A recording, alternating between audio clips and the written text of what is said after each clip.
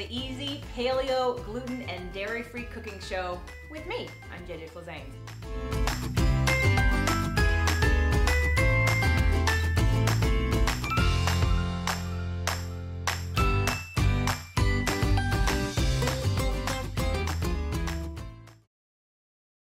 Do pictures of food inspire you?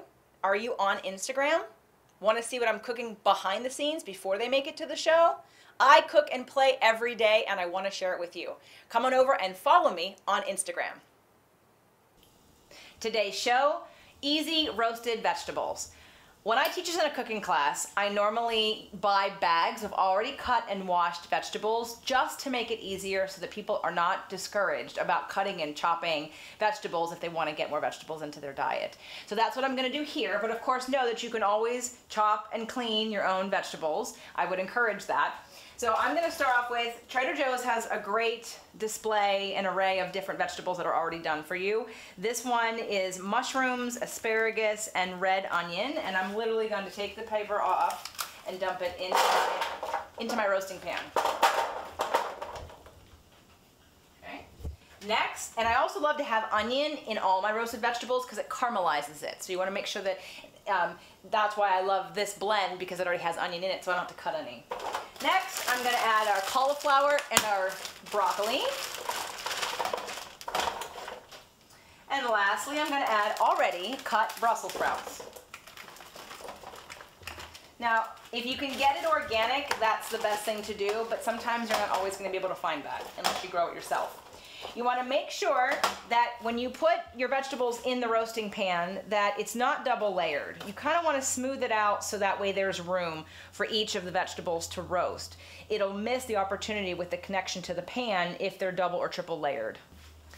So next we're going to add our high heat oil, which this time I'm going to use the non-GMO, which means genetically modified organism. We've talked about that on a couple of the different shows, but if you don't know what that is, you can look up GMO.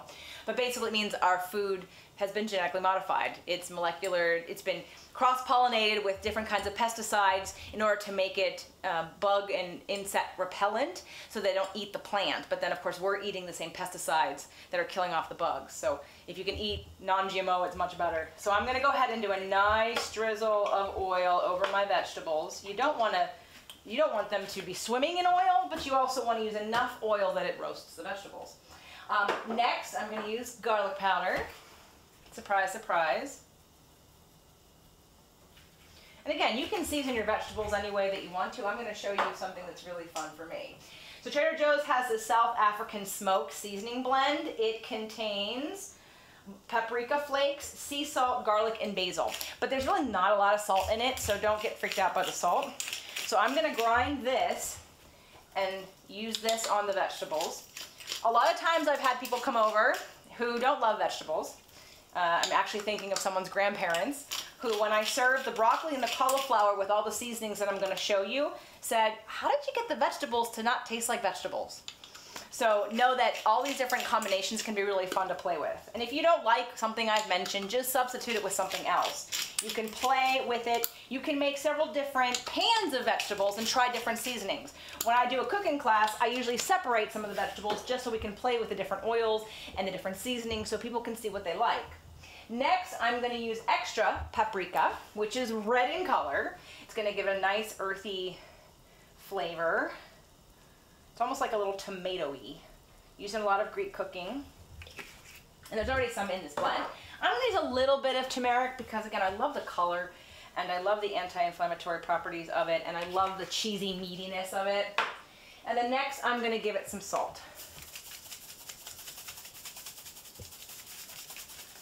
Okay. So now we have our vegetables all ready to go in the oven. And because we're already roasting a chicken, I'm going to go ahead and put the vegetables in with the chicken in the last 40 minutes, which means this, so that's how to make a chicken and vegetables at the same time and not have to use the oven at 2 different times.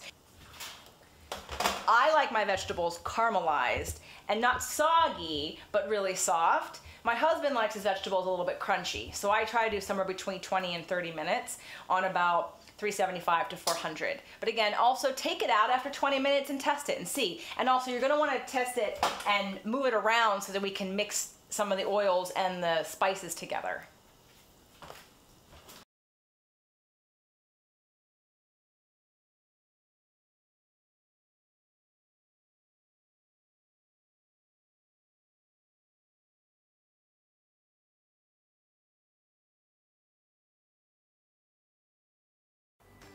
Inspired to play in the kitchen? Want even more recipes to try right now? Come on over to fit2love.tv and check out our Tasty Tuesdays.